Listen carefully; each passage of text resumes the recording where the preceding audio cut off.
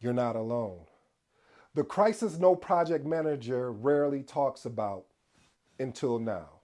If you're new to the episode or new to the channel, I go by the name of ED. For all you smart and intelligent folks out there, that just simply means Ed. I have an 8 point framework, and these 8 points, my goal, my mission, my dream, is to unpack today's title. Today's title is entitled Project Managers Speak Out, the Unspoken Crisis of Feeling Stuck.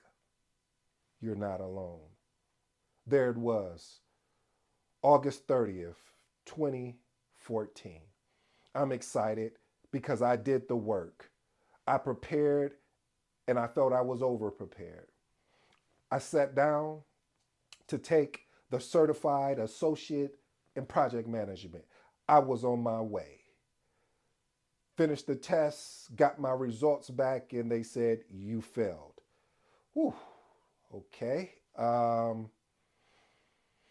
right, I guess we're gonna have to get back. We're gonna have to, start all over again and figure this out, see where my weak points is and everything. But see, family, what you don't understand, the reason why I was taking that test. You see, I accidentally got into that test because I really wasn't even going after a certification because I was like, hey, I got the degree. I'm kind of really new in my field at that point, as far as I probably been in the field probably about that time, about 2 to 3 years. So I was really just getting my wings under me and understanding some of the things because I was bouncing in between different industries, meaning I was in finance and then I went into application and then I've been in IT ever since. But the point I'm trying to make, family, is that I was so excited because of the fact that I finally figured out something that I wanted to do. This was my ticket. This was my way out. And what happened is the reason why I even got there was because I was frustrated in the role I was in. See, I'm going to be transparent with you. Most people won't do this, but it's going to help somebody that is stuck out there. You see, when I was stuck, it was because of, it had something to do with me. I didn't even want to point the finger at anyone else. See, I knew that I could do better. It had nothing to do with the organization. Before we always want to point at the organization or leadership. Not this time around. This was on me. Yep, they set me up for failure. Yep, they did. Because what they did was when someone left the organization, they said, hey, we got an opportunity. Would you like to be in there? Of course. Why would I turn it down? And I got in there and it was a nightmare. I mean, forget the dream. The dream was already killed. So I had to make a decision of what am I going to do? And when I made that decision, I thank God that I made the decision to stick to this craft of this thing that we call project management. Because if I wouldn't be here today giving you something around project management. Maybe it'd be around something else, any other career field that I became obsessed with. But what that did for me in that moment when I seen I was set up for failure, I became obsessed. I became so obsessed with the craft of project management, I refused to allow this to happen to me again. And if it did, I wanted to have all the assets in place that I can pivot quickly, meaning that if I needed to look for another opportunity, which leads us into point number one, which is planning a strategic career move. I started listing out of the things that I felt that I was good at. I felt that, hey, if I got some more coaching and training around this, I could become great at. And that's what I started doing, family. I just started building out that list of my skill sets, meaning leadership, meaning sales, all of these different skill sets. And then I went out and started looking, okay, what type of job needs some of the skill sets that I have? Here again, planning strategically about a career move.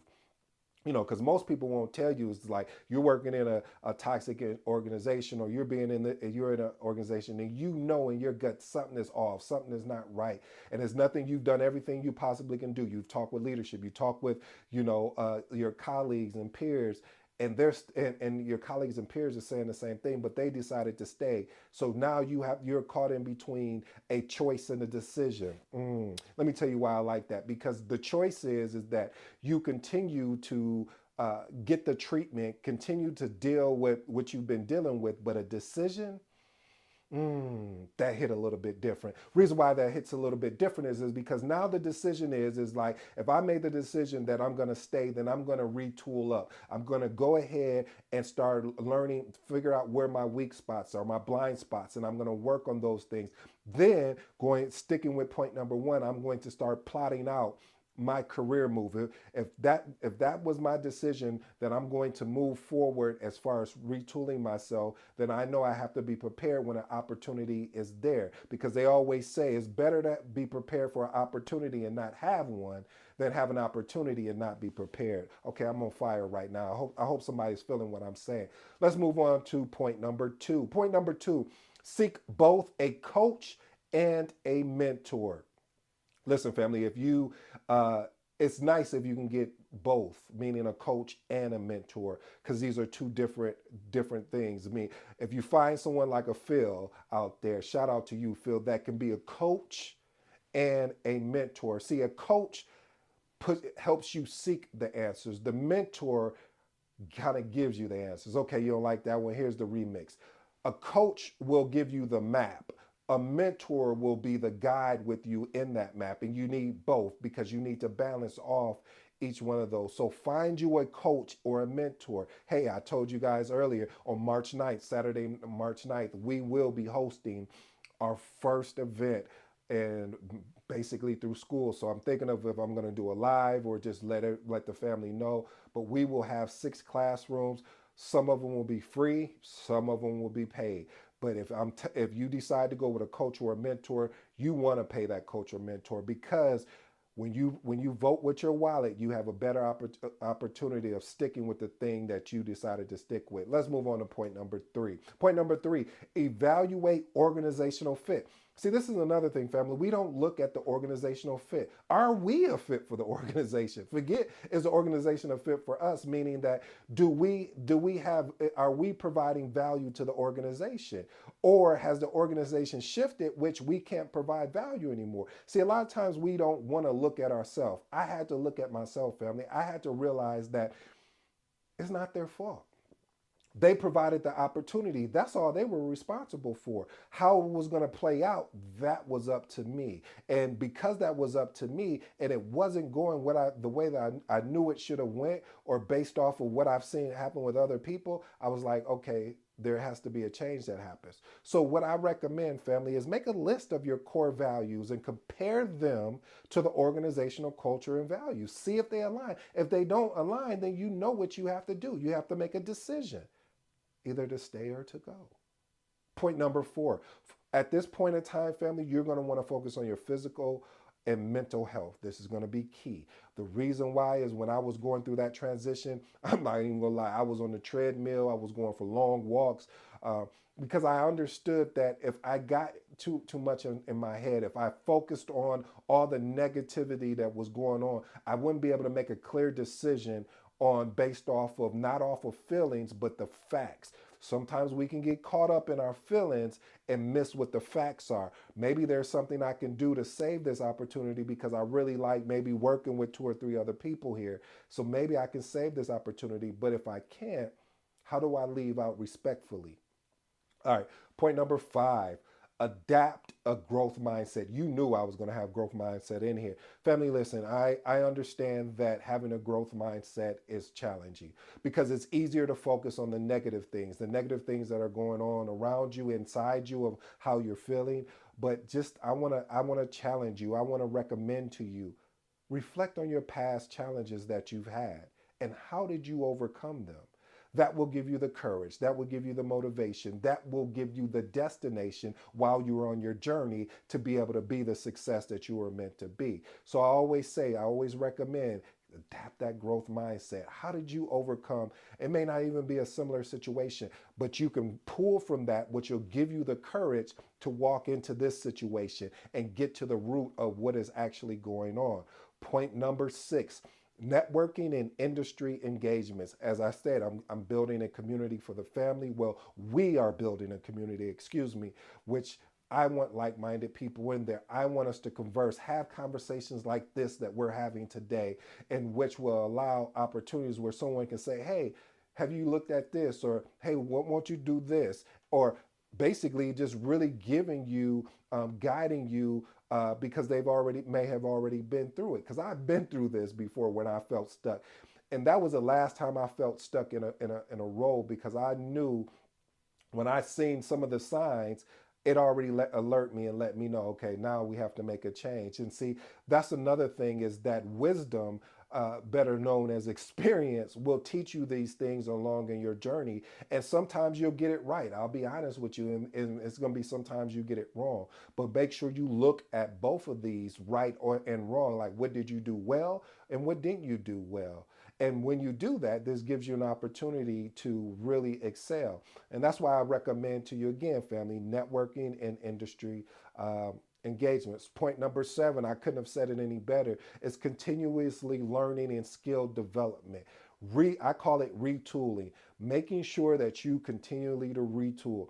Do not get comfortable. Do not get comfortable. Do not, I don't know how many times I can say this, do not get comfortable. The reason why I say do not get comfortable is because if you make a decision, if something is happening and you're working in a toxic environment and you didn't do the upfront work, you didn't do the, as they would say, before you work out, stretch. If you didn't stretch before you went to that, before you had an opportunity to make that shift, then when that opportunity comes up, you won't be ready for it because you didn't do the proper things. Now, I know the question is going to be, well, what should I be looking for? Well, you're here project management and personal development, but mostly probably career orientated stuff around project management.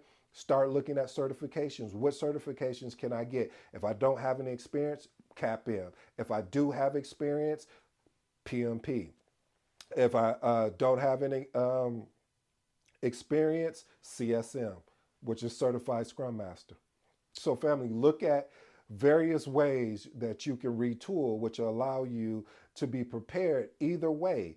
Either way that you make, whatever decision you make, you're still prepared for having to make maybe a more difficult decision of deciding to leave an organization. Because I truly believe that is a difficult situation, because especially if you, it's really hard when you really like some of the people that you work with. You may not like everybody, but you like enough to say, man, I'm willing to tough it out. However, you still got to keep in mind, is this a fit? Is this a fit for you? Is this a fit for the organization? Point number 8, skill inventory. As I told you when I stated earlier, when I was talking about mapping it out for as far as a career strategy, take inventory of your skills and consider how they're applied to other roles in the community. Skills like leadership, communication, strategic planning are highly valued skills across any field. That's why I always say project management is definitely one of those career paths that is a transferable skill set. You can walk into a sales position. You can walk into a marketing position. You can walk into having to be a leader as far as communicating on a high, on an executive level, because you are constantly doing this. You're getting your reps in as you're a project manager leading projects of having to communicate up and down. So do a skill inventory of everything. Family, I'll close with these closing remarks here. Point number 1, get a coach and a mentor. A coach primary role and responsibility is help you to get better in a particular skill. So if you want to get better at speaking, that's their role. If you want to get better at communicating written, that's what they're there for. And a mentor uses their work experience to give you more of an accurate look of what it should look like day to day. Point number 2, plan for a strategic career move. If you know that you've made the decision, I'm not going to stay in this organization, and make the decision to go, but plan appropriately. What does planning look like? Again, I told you, list out all of those skill sets. Basically, do an inventory of your skill set and then start reaching out to see what job opportunities will fit the skill set that you have. And if there's some that you're interested in, still apply for it. But again, family, don't leave an organization until you've done your homework as far as like, yep, this is the decision, and stand on it. But if you decide to stick there and continue to work through it, then do that. As I shared with you at the beginning, I wouldn't be here if I didn't stick through the transition when I was stuck. But I will admit to you, once once I made it through, I was like, okay, now I'm ready to go. And number three, networking. Connect with other like minded individuals in your field. I told you we have a school, the Magnetic Project Manager School will be live Saturday, March 9th, 2024. So if that's something you're interested around and getting around like minded individuals, I challenge you. Matter of fact, I implore on you that you go ahead and get connected with us. This has been your boy AD. I really hope that I help somebody out there today that is feeling stuck, that's feeling confused on what they should do. I gave you 8 beautiful unpack points that can help you make an appropriate decision, not a irrational decision like, oh, I'm quitting my job. No, no, no, no, no, no, no. That's not what we have, that's not the consultation we give over here. We give more of a strategic, approach to things. And we don't base it off of feelings. We base it off of facts. What are the facts telling us? If the facts are not adding up and it's not making sense, you have your answer. But if there's some things that you need to work on before leaving, you may want to do that, family. Until next time, I'm out.